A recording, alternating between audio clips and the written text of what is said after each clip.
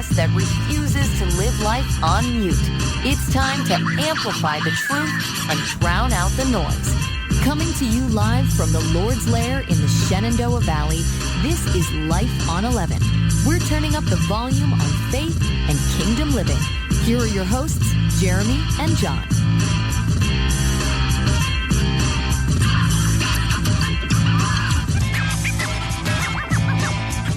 What's happening, dog?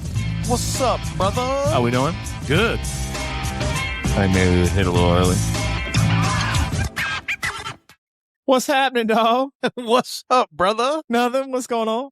Just hanging out. That's what about cool. you? Just the same. Woo! Yeah, just saying. Dude, it looks like summer in here. It feels like summer in here. You got your tank top on, your shorty shorts. Sun out, gun out. You got the same, cut off, looking all skinny. Good. I'm working on it. Man, oh man. How's everything? Good. It was a nice day. Had a good lunch with some homies, and I drove around in a topless Jeep all day. Woot woot. Rode around in the Trumbo truck all day. Okay, well, yeah. Can't have your cake and eat it too. Yeah, that's true. It was a beautiful day. It was a great day. Did some honeydewing this evening. How about you? Did you get any projects done today? No, actually, when I got home, I went for a little walk, about 3 miles round trip. Okay. I'm trying to do that 3-ish times a week. How long does it take you to do 3 miles? I'm going to say about 45 minutes because there's a couple hills involved. Okay. And I got to dodge the cars that are trying to hit me on the... They're trying to hit you? I mean, they're not trying to hit me, but... You get a victim complex. I mean, they're not actually trying. Tara thinks they're trying to hit me. She's like, I would never walk on that road. Yeah. I'm like, when I was a kid, our pastor got hit by a car. Like while he was walking? Yep. On the road? Yep. True story. Eee. Yeah. In fact, the day that our pastor got hit by the car, we also found a cat that had been hit by a car, and my sister and I, we adopted it and we named it PJ for Pastor Jim. Oh. And the cat and the pastor both survived. Well, that's good. I'm glad to hear that. That's a good The cat story. was a lot cuter than the pastor. I mean, Jim was cool, but he wasn't as cute as a cat. Okay. I really don't know what to say to that. Okay. Yeah, hey, it's March. You know what that means? March Madness. NCAA basketball tournament. Specifically, tomorrow starts the ACC tournament, which I probably like a little more than the actual tournament because I like my ACC basketball. I mean, I still say ACC basketball is some of the best in the country. If by some of the best you mean the best, then yes, the ACC basketball is the best basketball in the country, pound for pound. I don't care what anybody says. Okay. Whoa, you're a little more fired up about that than I expected. I mean, I like it. You get UNC, you get UVA, you get Syracuse, you get that other team from North Carolina. That we don't even speak their name. Yeah. You get, Wake Forest is normally pretty good. Louisville is in there this year. I mean, ACC basketball, dude, it's legit. It's legit. I mean, when like your worst teams are still like, Virginia Tech and, I guess Wake Forest is kind of bottom barrel here. Yeah. But they're still good basketball teams. Yeah. You know what I mean? I mean, anybody can beat anybody. Anybody can beat anybody, and everybody should beat that other team from North Carolina. I always root for whatever team is playing them. I remember a couple years ago we did a bracket, and the password to join our league was anybody but Duke. Yes, you said it. Oh, sorry, you just said it. But I said it like in the full. I guess we'll allow it. Yeah, so I'm excited. Kicks off tomorrow night. I'm pumped. I don't sleep as much as I should when tournament time gets here. Yeah, I stay up way too late watching basketball. I agree with that, and that's okay. Is it? Yeah, absolutely, it's okay. Because you could be staying up doing a lot of questionable things, but instead you can stay up. So this kicks off tomorrow at 2 p.m. Stanford and Pitt, SMU and Syracuse, Virginia Tech and Wake Forest. It's gonna be a good day of basketball. Oh, we forgot about NC State, Florida State. Yeah. California, Yeah, I mean, California, SMU, and Stanford, I'm kind of like, come on. Yeah, but I forgot that they were in there is what I'm saying. Yeah. Yeah. When I said bottom barrel, Wake Forest is literally... Did I say is Stanford in? Yeah. Okay, all right. Yeah. Stanford's in. Okay. They are... Where are they at? Oh, no. That's Stanford. Okay. California. Okay. Cal and SMU. Yeah, Cal, okay. SMU. Yep. You know what's crazy is that Louisville is the 6th seed. That's insane. Louisville's a great basketball team. And the fact that they are the 6th seed, it's pretty. Hey, shout out UVA's number 2 seed. I was just getting ready to say, hey, who's the number 2 seed? Yeah, so you get, when we can move on after this because people are going to get, not everybody loves ACC basketball. So you get Duke. Well, they can fast forward. Good call. Duke, Virginia, Miami, UNC, top 4. Then you get Clemson, Louisville, NC State, Florida State, Cal, and Stanford. That's your top 10. So Stanford is there. My lazy eye missed them the first time. Interesting. If you would have told me at any point that UVA, at the beginning of the season, that UVA was going to be a higher seed than North Carolina, I'd have called you a liar. And probably Miami too. There were a lot of people that didn't know what to expect from Virginia because, last year wasn't so great. New coach, new system. They're not playing Tony Bennett basketball anymore, but they're playing good basketball. They are. So I am pleasantly surprised with the season they've had. You should be. In case you didn't check out our Facebook post, we kicked the chicken out of the Lord's Lair. Had a little chicken in here playing a little earlier. Kicked the chicken out, and we're ready to do one. So we're going to do one more week, kind of like with the Anabaptist faith piece, and then next week we're going to wrap it up. Wrap it up. This week could be quite interesting. It's going to be interesting. Yes, because we are going to talk about Anabaptism and the separation of church and state. Dun, dun, dun.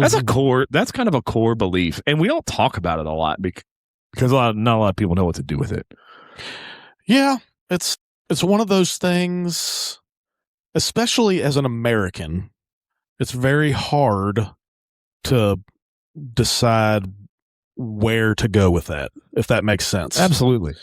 I was doing a little bit of research beforehand, like Mennonites specifically, because I grew up Mennonite. Like back in the day, most Mennonites did not vote or have any input on any kind of government policies specifically. Right. Now that has changed a lot over the past, 50 plus years, where they have gotten more involved. And of course, we've talked on some previous podcasts about how things have progressed in Anabaptism. Mm-hmm. I see what you did there. Yeah. Progressed.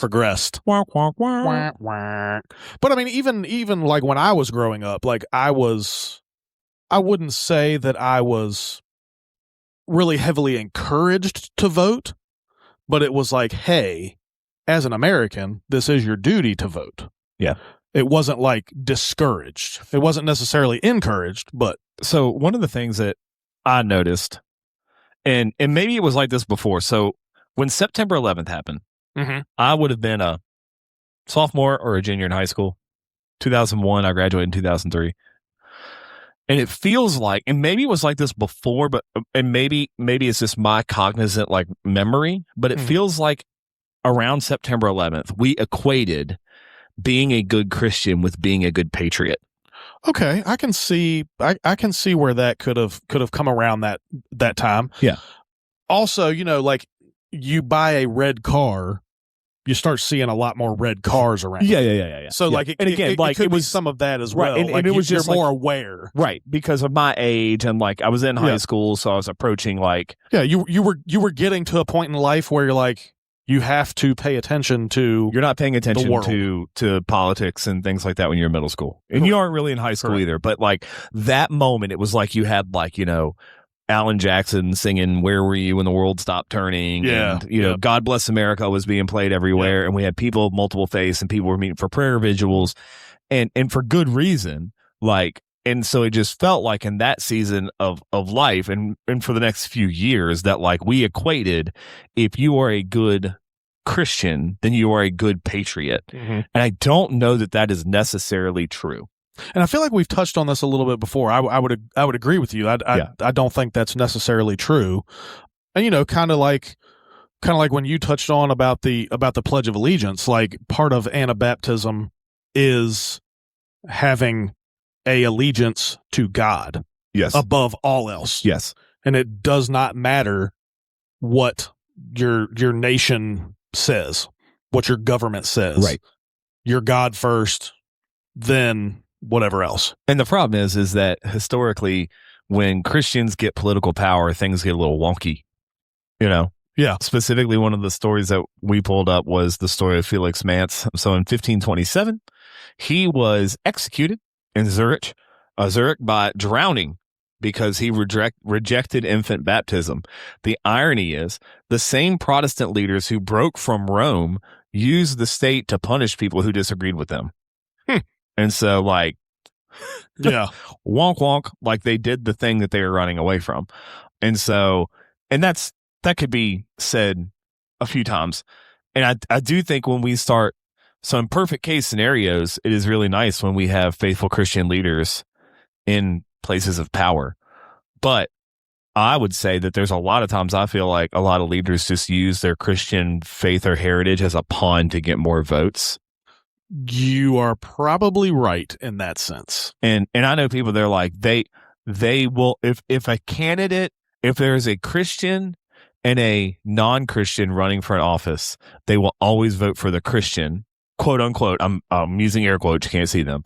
Oh, I can see them. But they will vote for the quote unquote Christian person before they vote for the secular person, even if the quote unquote Christian person doesn't actually hold the same values they do. Mm-hmm. Yep. No, which is interesting. Yes, that is very interesting. It's very hard as Christians to and this doesn't just go for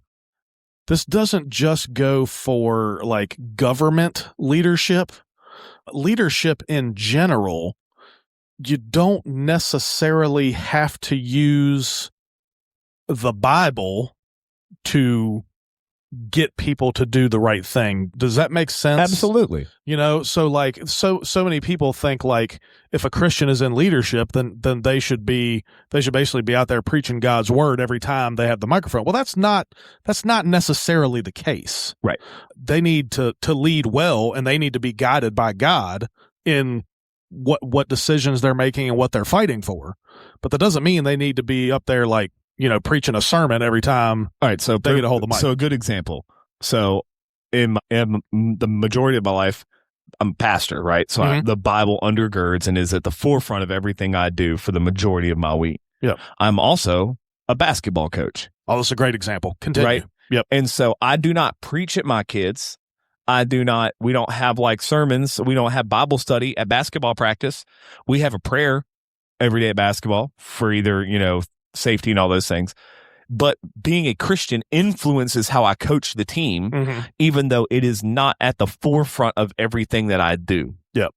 Right? Okay. Yeah, that's a great example. Yep. Yeah. And in all kinds of leadership, I would say that's true. Absolutely. And the challenge is some people might disagree with us on that, but and I'd be curious to hear somebody else's opinion or viewpoint on that. I mean, that's my personal take. It sounds like yours as well. Oh, absolutely. And so, okay, so, but I will say, like, I think that government at its core is instituted by God.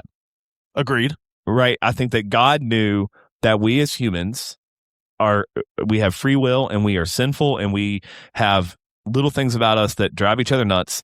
And so I think that government at its core was introduced and ordained by God. The idea. That doesn't mean that I think everything the government does is what God wants them to do. True. But the idea, you know, if you look in like Romans 13, where it talks about like submitting to government authorities, reminds us that like I do think that God gave government at its core to help human life. And we have to think about that. The differences in the Old Testament, especially when Israel, before the whole like give us a king thing, right? Like they were a theocracy. And the challenge, I think, for us is we are not a theocracy and never have claimed to be. We are a democracy. And part of that democracy was built on biblical concepts. True. And lots of our forefathers were Christians.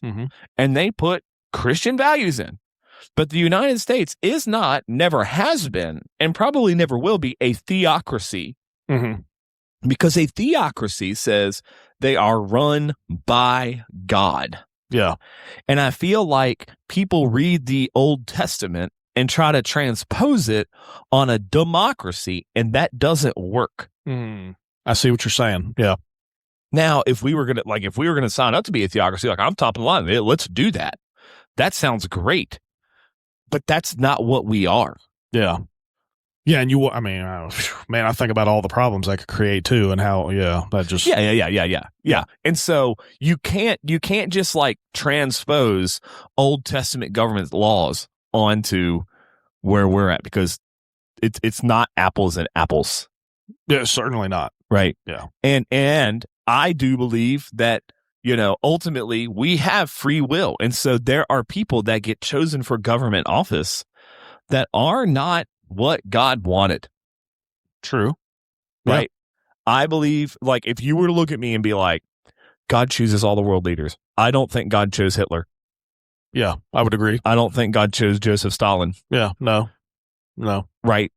And so you can't just be like, well, God decides, Yeah. I mean, if you say God, if you say that, you're taking away the free will piece. Right. We're going all the way back to predestination, and everything is already determined. Well, and I'm trying to pull up the scripture, because we unpack this a little bit, Dave Ramsey, and it actually has nothing to do with. I was going to say we unpack some things. Sometimes I don't even remember when we unpacked them. This was. So you can look at certain scriptures. There's one in Chronicles, and then there's one in Daniel where it talks about how, like, God. So Daniel 2:21. God changes times and seasons. He removes kings and he sets up kings. He gives wisdom to the wise and knowledge to those. And, like, I think it's Second Chronicles. It talks about how, like, all powers found their way through God. Again, like, those are theocracy related scriptures. Mm-hmm. That was when God was establishing kings and God was removing kings, and those things were happening. Like, when you enter into a democracy and now you now give permission and empower people who do not have a connection to God to make decisions, then some of those decisions are going to be outside of God's will.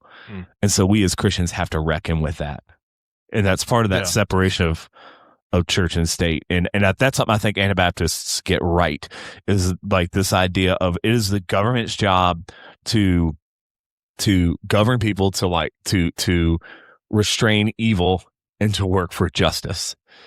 But they can do those things and not be overtly Christian, but Christians can support what they're doing. Does that make sense? Yeah, no, that makes perfect sense to me. And I'm here thinking about that's one of the biggest pieces, I think, of Anabaptism, is because if we were a theocracy, as you were speaking of, then it becomes everybody has to be a Christian type thing. Yeah. So then it becomes forced, whereas right now it's a choice. And we are trying to lead others to Christ through love and teaching and all those things. Right. And that is, like, I don't think we understand that at our core. Like, I don't, because we live in a country where you're right. We choose, right?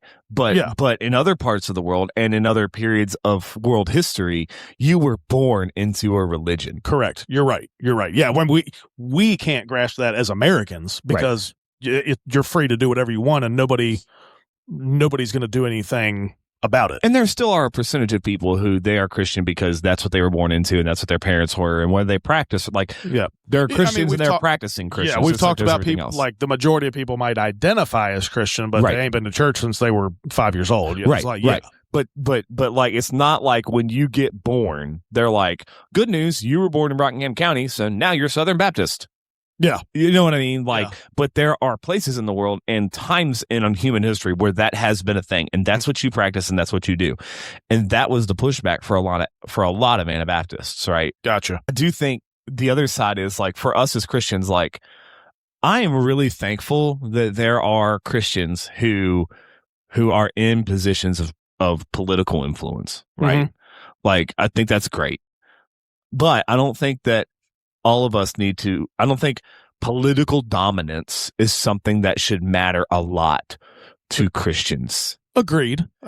And I feel like there are times where we can put a lot of emphasis on that. Yeah. And I don't know that, I think there are times that we compromise the kingdom of God trying to win seats at the table for the kingdom of the world. That's very well put. That's a good quote. Yeah. And so, because our ultimate job is not to change society. Our ultimate job is to teach obedience to Jesus and bring his kingdom here. And his kingdom comes to earth not by us ushering it in through Senate votes and House of Representatives. And it comes about us preaching the gospel and creating more Christians and the kingdom coming alive inside of more people. Yes. Amen to that. Yeah. And, as you're talking about that, I mean, we did a whole podcast on Charlie Kirk specifically, but I think Charlie was a very special man in the sense that as a Christian, he spoke kindly to everyone and debated everything from his Christian views and made sure everyone knew that he was a Christian, but he could debate everything without even using that specifically. Does that like common sense views and stuff like that? So yeah. And the other side is like, so at some point, like we are going to, so one of the tricks for me, like I'll use a personal example, right? I am a pastor. My number one call then is I am an agent of the church, right? I am called by the church to do the work of God and to preach and to teach and do all those things. But here's the kicker. I'm also an agent of the state at some level because I carry a license and an ordination to perform marriages. Oh. And there are certain rights and privileges that we have attached to pastors with the laws that also make ministers agents of the state. Never thought about that. Right? Yeah. And so that's part of the trick, because we had this big, like, a bunch of us had this thing a couple years ago when they were talking about how there could get to a place where the state could force ministers to do gay weddings.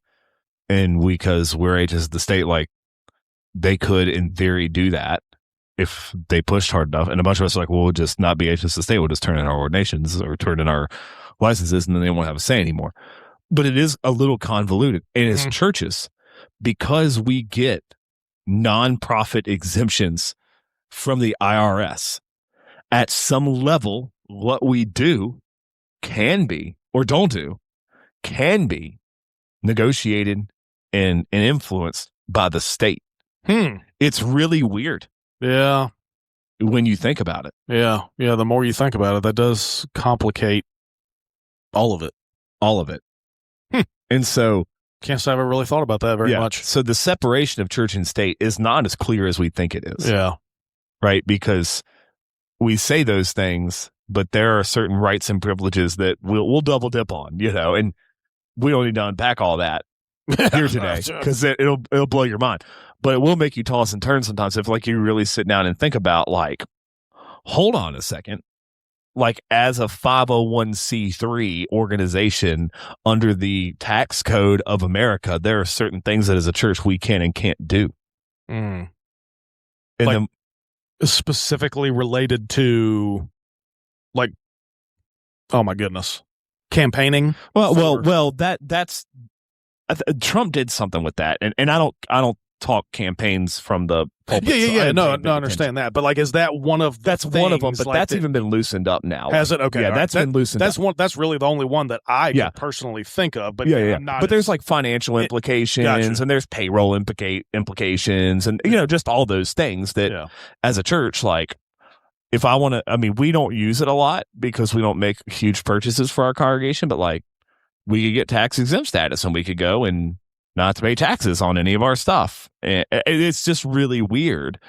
And at some level, you're like, is this, we talk about separation of church and state, and it gets a little selective. Yeah. Because I'll be the first one to say, like, one of the things that makes me nervous is, okay, so if we are, recognized by the state by this thing, then all of a sudden, can they come in and say, hey, you have to have gender neutral bathrooms? Which we have, by the way. We do have gender neutral bathrooms. They're all one-seaters, okay? Oh, goodness gracious. We had that conversation when we were doing the expansion. Yeah. That was one of the things we talked about was, oh my goodness, what if they come in and tell us that we have to have a transgender bathroom? Because at that point, that was a thing. That was a thing that people were having this conversation about. And there were people that were murmuring like, oh yeah, if you're gonna. Well, I mean, sorry, I'm kind of switching gears on us here, but the separation of church and state thing is not a thing in the United States Constitution.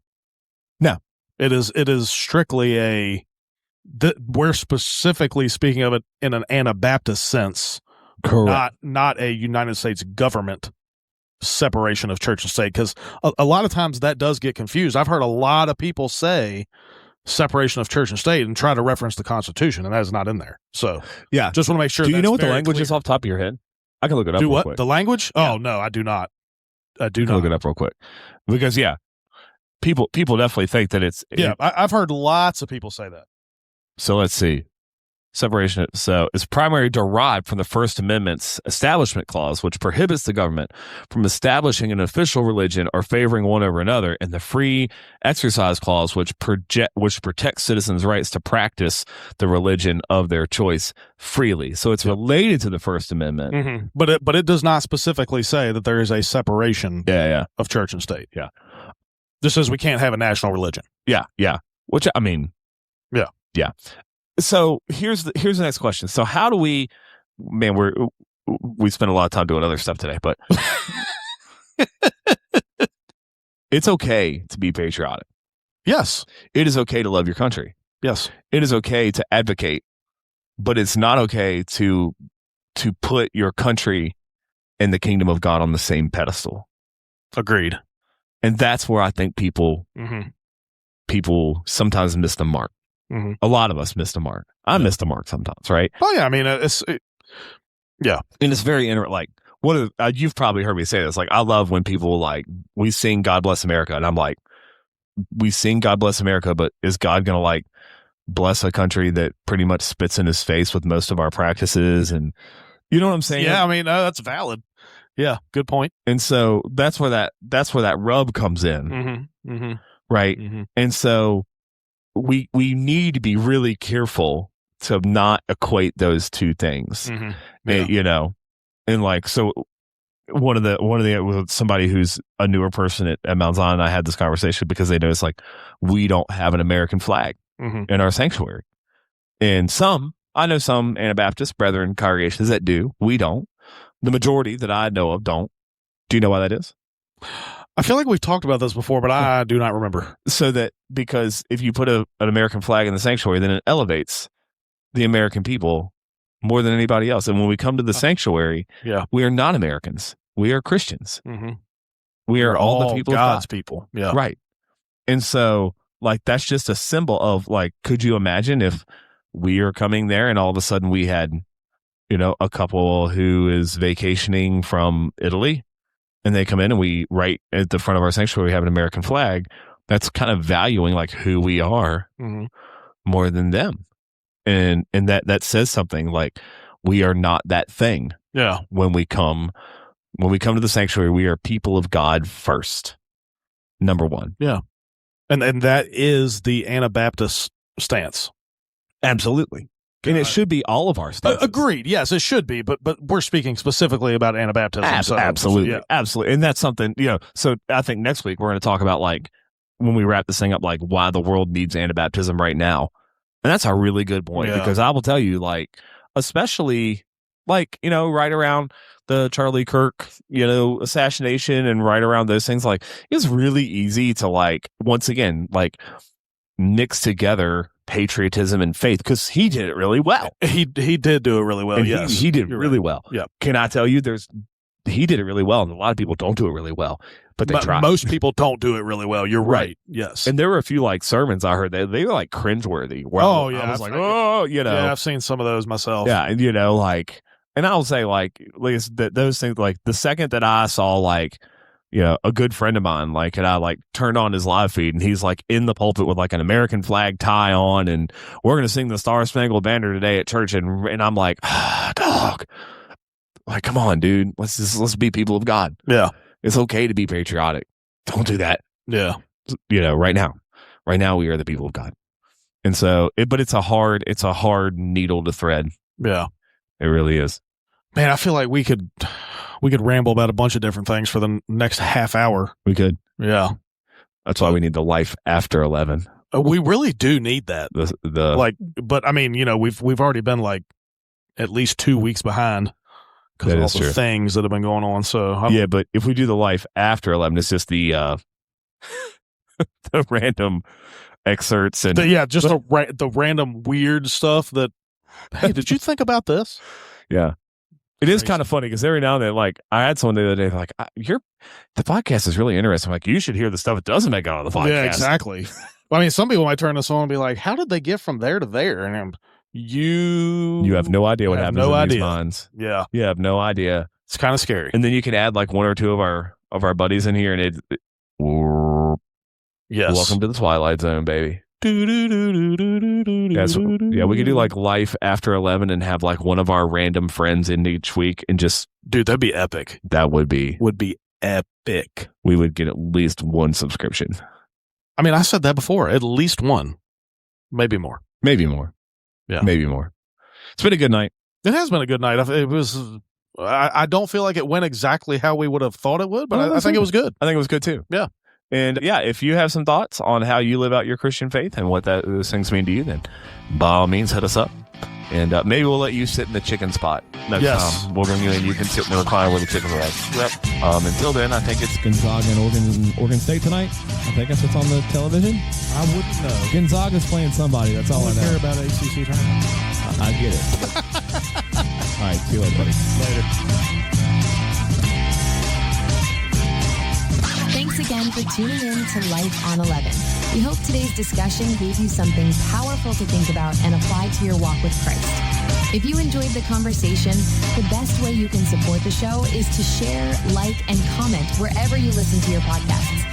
And don't forget to connect with us. You can find us on Facebook or TikTok by searching for Life on 11 Podcast. We love seeing your comments and hearing how these episodes are impacting your life. Remember, keep turning up the volume on faith and kingdom living.